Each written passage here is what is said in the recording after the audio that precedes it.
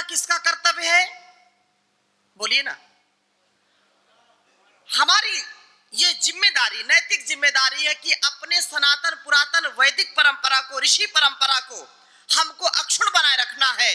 तो अपने बच्चों को हमको उस गौरव से परिपूर्ण करना पड़ेगा जो भगवान राम, भगवान कृष्ण और जितने भी ऋषि ऋषिकाओं का जीवन था, उनके चरित्र को पढ़ाना पड़ेगा। अभी हम उस विद्यालय में गए थे, विवेकानंद पुरम, पूरा अनुष्ठान चलता है। और याद रखना, ये जो विद्या भारती, ये जो सरस्वती शिशु मंदिर, ये जो विद्या मंदिर, आचार्य कुलम, पतंजलि गुरुकुलम, जो आध्यात्मिक संगठन के माध्यम से, आध्यात्मिक जो है संस्थान के माध्यम से जो हमारे बच्चों को शिक्षा, जो संस्कार मिल रहे हैं, ये सौभाग्य से मिल रहे हैं। नहीं तो शिक्षा के नाम पर आज वो फीडिंग हमारे बच्चों में की जा रही है जो मिशनरी विद्यालय हैं। वहां पर आप बच्चों को टीका लगा के नहीं भेज सकते, उनको जनेऊ पहना के नहीं भेज सकते, उनको कलावा बांध करके नहीं भेज सकते, बच्चे वहां पर प्रणाम नहीं कर सकते। और हमारी संस्कृति को संकीर्ण बनाने का काम वहां किया जा रहा है। शिक्षा के नाम पर गुलाम बनाया जा रहा है। और हम मस्त हैं और बहुत अच्छा विद्यालय है। अब मजबूरी है ये भी कि अच्छा विद्यालय मिले तो कहां मिले, जो विद्यालय है वो भी ऐसे हैं। तो मैं आह्वान करना चाहता हूं कि आप अपने बच्चों को जो अध्यात्म की शिक्षा देने वाले शिक्षण संस्थान है वहां भेजिए। कम पढ़ाई करेगा लेकिन कम से कम उसको अपने माता पिता, अपने गुरु आचार्य, अपनी संस्कृति, अपने राष्ट्र का उसके अंदर गौरव तो होगा। आपको जब आवश्यकता होगी, वृद्धावस्था होगी या इस समय भी, कम से कम आपकी आज्ञा का उल्लंघन तो नहीं करेगा। आज सबसे ज्यादा कष्ट किसको है? माता पिता को है। किससे है? बच्चों से है। छोटे छोटे बच्चों को ऐसे दिमाग में विचार भर दिए जाते हैं और कुछ बचा खुचा है तो मोबाइल पूरा कर देता है। संस्कार सर्वोपरि है। इसलिए योगी बनाइए बच्चों को। और योगी कब बनाएंगे? जब खुद योग करेंगे। आप खुद 8 बजे उठेंगे और बच्चों से ये कल्पना करें बेटा 4 बजे उठ करके योग करो, कैसे करेगा? हमको जागना पड़ेगा, हमको करना पड़ेगा। इसलिए परम पूज्य स्वामी जी महाराज ने दुनिया को जगाया है। आज भारतवर्ष ही नहीं, पूरे विश्व में सुबह सुबह भोर में हजारों लाखों करोड़ों लोग जब उठ करके योग करते हैं तो वो पूरे दिन भर की जो दिनचर्या उसको सेट कर लेते हैं, उसको वो रिचार्ज कर लेते हैं, पूरे चार्ज हो जाते हैं। तो बच्चों का आहार विचार व्यवहार अच्छा रखें और मातृशक्ति का जो वैभव है उसको आपको सुनिश्चित करना है। मातृ देवो भव कहा है, पितृ देवो भव, आचार्य देवो भव। ये देवता है। ये किसी जो है मॉडर्न स्कूल में या जो है मिशनरी स्कूल में नहीं सिखाएंगे कि मातृ देवो भव, पितृ देवो भव। वो तो दूसरे कुछ कविताएं अंग्रेजी में जो टर टर के कविता हैं उसमें न कोई शिक्षा है न कोई दीक्षा है। याद रखिए, हमारा निर्माण राष्ट्र का निर्माण है, हमारे बच्चों का निर्माण राष्ट्र का निर्माण है। शिक्षा के क्षेत्र में जो लॉर्ड मैकाले ने कालिक पोती थी हमारे संस्कारों पर, हमारी शिक्षा पर, हमारे संपूर्ण अस्तित्व पर, शिक्षा प्रणाली तोड़ दी। लेकिन आज के आधुनिक काल में, ये स्वर्णिम काल में, परम पूज्य योग ऋषि श्री स्वामी जी महाराज के अथक प्रयास से और यशस्वी माननीय प्रधानमंत्री मोदी जी के सहयोग से भारतीय शिक्षा बोर्ड की स्थापना हुई। और भारतीय शिक्षा बोर्ड की स्वीकृति क्योंकि अनेक लगभग 20 राज्यों में हो गई, राजस्थान में नहीं हुई थी। एक समाचार आपको बता देता हूं कि अब ये जाते जाते जब समझो कि सुबह का भूला यदि रात को वापस आ जाए तो उसको भूला नहीं कहते। अभी तक राजस्थान सरकार ने नहीं दी थी, लेकिन अभी कुछ दिन पिछले दिनों ही राजस्थान सरकार ने भी भारतीय शिक्षा बोर्ड की मान्यता राजस्थान में दे दी है। तो अब उन विद्यालयों में जहां एक शंखनाद के साथ विद्यार्थियों को संस्कार दिया जा रहा है शिक्षा भारती की ओर से, वही दूसरी ओर जब भारतीय शिक्षा बोर्ड आगे आएगा तो हमारे विद्यार्थियों को, हमारे छात्र छात्राओं को उस ज्ञान से युक्त किया जाएगा जिसका जीवन में सदा वो उत्कर्ष की ओर आगे बढ़ने का कार्य करेंगे, कभी वो निराश हताश नहीं होंगे। हमारी जो स्वर्णिम काल की जो ऐतिहासिक घटनाएं, महापुरुषों की जो वीर वीरांगनाओं की गाथाओं को लोगों ने पता नहीं किस हिसाब से प्रस्तुत किया, उसको भी सारा दूर करेंगे। और दो तीन बातों पर और मैं ध्यान दिलाना चाहता हूं। यदि घर को आप स्वर्ग बनाना चाहते हैं तो आचार्य चाणक्य क्या कहते हैं? आचार्य चाणक्य जो एक बहुत दूरदर्शी, सब जानते हैं उनके परिचय, उन्होंने क्या नहीं किया देश के लिए, समाज के लिए। एक बार वो आज नगर में टहल रहे थे, किसी ने पूछा, आमात्य आप यहां कहां टहल रहे हैं? उन्होंने कहा कि मैं शमशान की खोज कर रहा हूं, शमशान। वो अरे अचानक ये आप क्या कह रहे हैं, नगर में शमशान? आप भूल तो नहीं गए? नहीं नहीं नहीं, मैं भूला नहीं हूं, मैं देखना चाहता हूं इस नगर में कितने शमशान बने हुए हैं। फिर व्यक्ति से नहीं रहा गया, बोले कि आचार्य आप भूल कर रहे हैं, शमशान तो नगर के बाहर बना करते हैं, शमशान नगर के बाहर होते, नगर के अंदर कहां होते हैं? तो बोले कि वत्स, नगर के अंदर भी शमशान होते हैं, घर के अंदर भी शमशान होते हैं। बोले कैसे? उनका एक श्लोक हम सब के लिए है। मेरे सभी प्रभारीगण, सभी योग साधक इस बात को सुने और जीवन में उतारने का प्रयत्न करेंगे। उन्होंने एक श्लोक बोला और कहा कि ना विप्र पादोदक कर्दमानी, ना वेद शास्त्र ध्वनि गर्जितानी, स्वाहा स्वधाकार विवर्जितानी, शमशान तुल्यानि गृहाणितानी। इसका भाव बहुत सुंदर है, समझने का प्रयत्न करना। शमशान किसे कहते हैं? शमशान उसे कहते हैं जहां पर जिस घर में अतिथि जाए और अतिथि का सत्कार ना हो, अतिथि जाए उसका पाद प्रक्षालन न किया जाए, उसके पैर न धुलाए जाएं, उस पैर के धुलाने से जिस घर की जमीन गीली ना हो उस घर को शमशान के समान समझना चाहिए। अर्थात अतिथि देवो भव, जहां अतिथियों का सम्मान है वहीं पर स्वर्ग है। अतिथि, अब देखो इतनी गिरावट आ गई हमारे विचारों में। पहले लोग लिखते थे अतिथि देवो भव, फिर लोग लिखने लगे स्वागतम, फिर लिखने लगे शुभ लाभ, और अब तो शहरों में बड़ी सी पट्टी लगा देते हैं गेट पर, कुत्ते से सावधान। बताइए क्या लिखते हैं? कुत्ते से सावधान। अब अतिथि आएगा तो अपने कपड़े फड़वाने थोड़े आएगा, अब वो समझ लेता है कि इसके घर के अंदर कुत्ते ही रहते होंगे। ये संस्कृति का पतन है। तो चाणक्य ने क्या कहा कि जिस घर में विद्वान, अतिथि का मतलब केवल अपना रिश्तेदार ही नहीं है, अतिथि का मतलब ये नहीं कि बस अतिथि आने की तिथि सुनिश्चित न हो, चाहे चोर उचक्का भी आ जाए।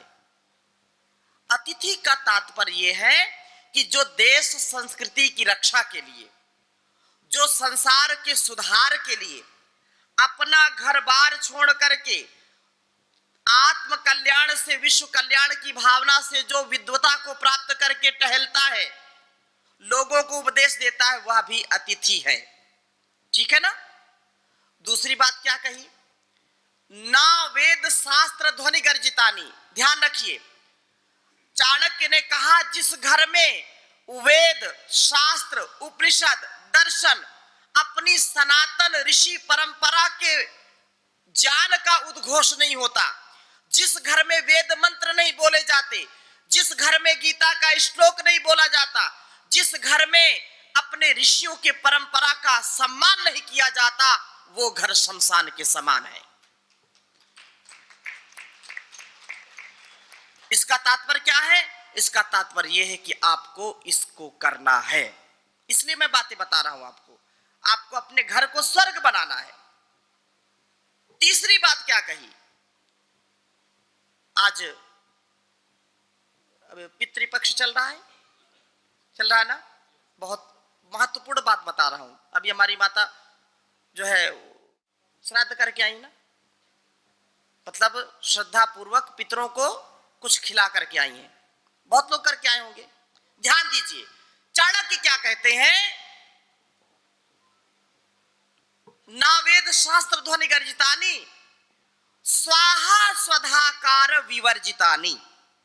स्वाहा स्वधाकार विवर्जितानी शमशान तुल्यानी गृहाणितानी।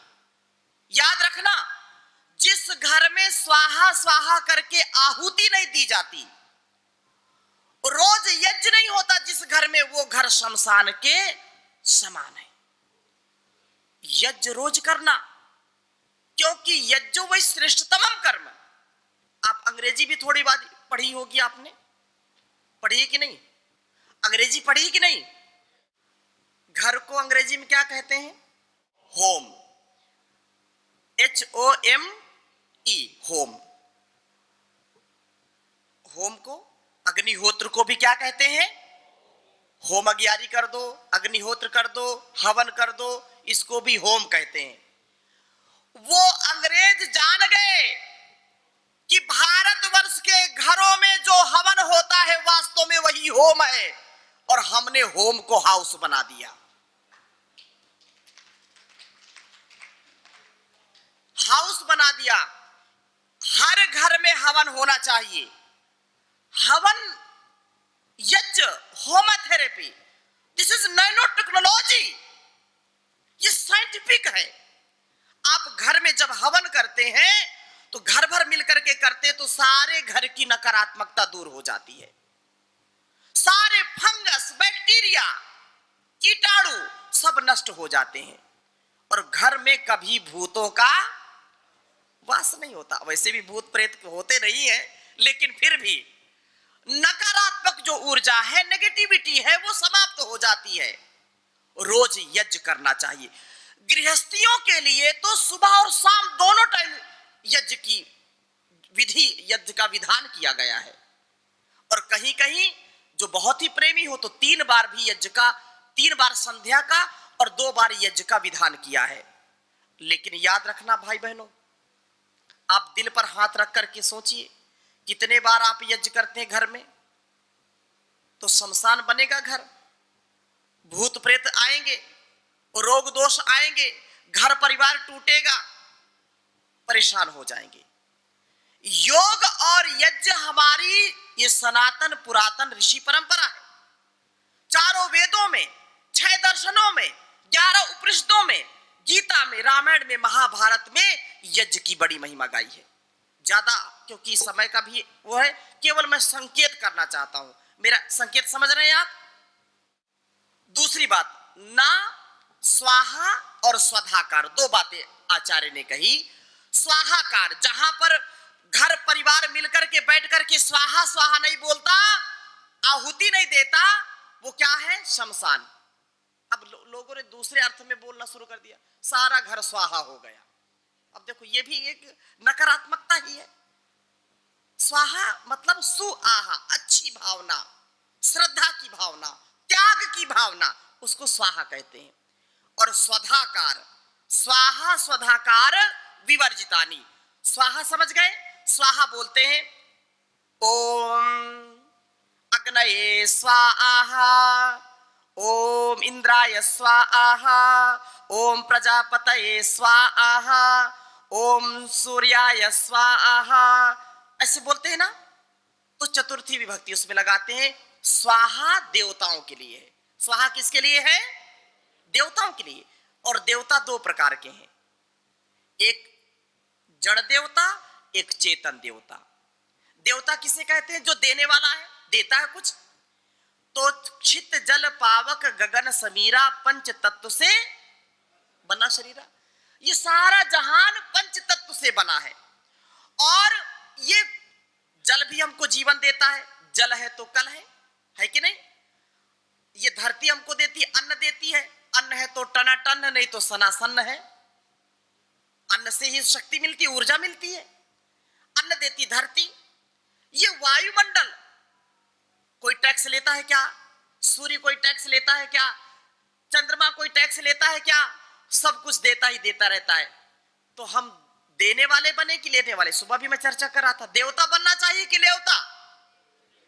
देवता। देवत्व के फूलों से मेरे दामन को भरो प्रभु, मैं देवत्व से युक्त हो जाऊं। तो मातृदेवो भव, इसलिए का माता देवता है, पिता देवता है, गुरु देवता है, आचार्य देवता है, अतिथि देवता है, देने का काम करते हैं। और हमने जो कुछ पाया है उस पाने से हमको भी देना चाहिए। देही में ददामी ते, तू मुझे दे मैं तुझे दूंगा, गिव एंड टेक। ये सारा संसार ऐसा ही है। तो याद रखना, तो स्वाहा का मतलब है आहुति देना, त्याग देना, अपनी सामग्री से देवताओं को प्रसन्न करना। जड़ देवता जो भी हैं वो पूरे वायुमंडल को शुद्ध करते हैं। जो चेतन देवता हैं उनके लिए है स्वधा, स्वाहा स्वधाकार। स्वधा कहते हैं अपने माता पिता, अपने बड़ों की सेवा करना। जिस घर में अपने माता पिता का, बड़ों का आदर नहीं किया जाता, जहां पर उनका सम्मान नहीं किया जाता, वो घर शमशान के समान हो जाता है। इसलिए माता पिता का आदर करना, उनकी सेवा शुश्रूषा करना, उनको इतनी सेवा श्रद्धा के साथ करना, श्रद्धा के साथ माता पिता और बड़ों की, अतिथियों की सेवा करना ही सच्चा श्राद्ध है। सच्चा श्राद्ध किसको कहते हैं? अपने माता पिता बड़ों की सेवा करना श्रद्धा के साथ, भक्ति के साथ, वही श्राद्ध है। और तर्पण किसको कहते हैं? जिससे वो तृप्त हो जाएं, आपकी सेवा से वो जो तृप्त हो जाएं, आपको शुभकामनाएं दें, आशीर्वाद दें, वही सच्चा तर्पण कहलाता है। श्रद्धा के साथ श्राद्ध और तृप्ति के साथ तर्पण, समर्पण के साथ जीवन को जीना। ऐसा कोई कार्य करेगा तो वह घर परिवार सदा उन्नत रहेगा, कभी दुखी नहीं होगा, कभी रोगी नहीं होगा, और वह संसार में सबको उन्नत करने वाला घर परिवार बनेगा। इसलिए श्रद्धा और तर्पण के साथ, अर्पण के साथ जीवन को जीना, ये स्वर्ग के समान घर को बनाना है। इसी प्रकार से हम अपने जीवन को जिए। तो स्वर्ग में रहना चाहते हैं कि नर्क में? घर को स्वर्ग बनाएंगे कि नर्क बनाएंगे? जीते जी स्वर्गवासी होना चाहते हैं कि मरने के बाद स्वर्गवासी होना चाहते हैं? बोलिए ना। अब मरने के बाद लोग लिख देते हैं कि अमुक व्यक्ति स्वर्गवासी, स्वर्गवासी देवदत्त। अब पता नहीं कि वो नरक में गया कि स्वर्ग में गया, किसको क्या पता। अपने आप को आप कह सके कि मैं स्वर्गवासी हूं, स्वर्गवासी परमार्थ देव, ये अब साहस नहीं होता रे, कैसे कहेंगे? क्योंकि इसको आत्मसात नहीं किया। ये धरती में ही स्वर्ग और नरक दोनों है। याद रखना, जो योग करेगा कराएगा, आनंद में रहेगा, त्याग तपस्या से जीवन को जिएगा, पारदर्शिता के साथ जीवन को जिएगा, और उसके जीवन में कोई क्लेश नहीं, कोई द्वेष नहीं, कोई छल कपट नहीं, जो अपना आनंद में रहता है, मस्त राम मस्ती में, पूरे आनंद के साथ। मस्ती में रहना है कि जबरदस्ती में रहना है? जो मस्ती में है उसकी हस्ती है, बाकी सब जबरदस्ती है। मस्ती में रहो, एक मां के रूप में, पत्नी के रूप में, बेटी के रूप में, बहन के रूप में, पिता के रूप में, पति के रूप में, भाई के रूप में, बेटे के रूप में। आप जिस रूप में, जिस स्वरूप में हो, उस स्वरूप में बस परमात्मा से प्रार्थना करें कि हे प्रभु, आपने जीवन दिया, मुझको ऐसी मति दीजिए, ऐसी भक्ति दीजिए, ऐसी कृति दीजिए कि मैं अपने उत्तरदायित्व का अच्छे से पालन करूं। मैं प्रभारी हूं भारत स्वाभिमान का, मैं प्रभारी हूं किसान सेवा समिति का, मैं प्रभारी हूं पतंजलि योग समिति का, मैं प्रभारी हुआ भारत का, मैं प्रभारी हूं महिला पतंजलि योग समिति की। तो मेरा कर्तव्य, मेरा जो धर्म है, स्वधर्म है, लोगों की सेवा करना, लोगों तक पहुंचना, लोगों को उनके दुख दर्द से ऊपर उठाना, लोगों को सही दिशा में लगाना, ये मेरा कर्तव्य है। संगठन को मजबूत बनाना, प्रीति के साथ, सौहार्द के साथ, ऐसा सामर्थ्य दीजिए प्रभु, सेवा और सत्कार से, परोपकार से।